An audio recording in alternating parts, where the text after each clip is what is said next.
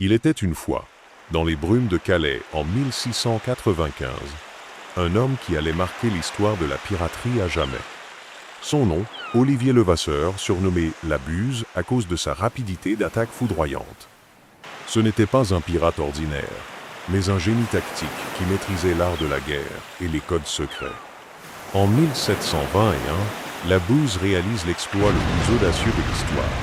Avec son complice John Taylor, il s'empare de la Vierge du Cap, le navire du vice-roi des Indes portugaises. Dans ses cales se cachait le plus fabuleux trésor jamais rassemblé. Des rivières de diamants, des lingots d'or par tonne et surtout, la légendaire crosse d'or de Goa. Cette merveille mesurait plus de 2 mètres de haut, pesait 100 kg d'or pur et était constellée de rubis gros comme des œufs. Sa valeur aujourd'hui, 5 milliards d'euros.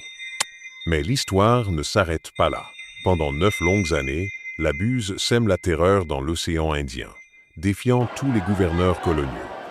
Jusqu'en 1730, où il est finalement capturé à La Réunion. Et c'est là que commence la légende éternelle. Sur l'échafaud de Saint-Paul, face à une foule immense venue assister à son exécution, Olivier Levasseur sort un mystérieux parchemin de sa veste. 17 lignes de code cryptés, de symboles énigmatiques. Il le lance dans la foule en hurlant « Mon trésor, à qui saura le prendre ?» 300 ans ont passé. Des milliers de chasseurs de trésors ont tenté de percer le mystère.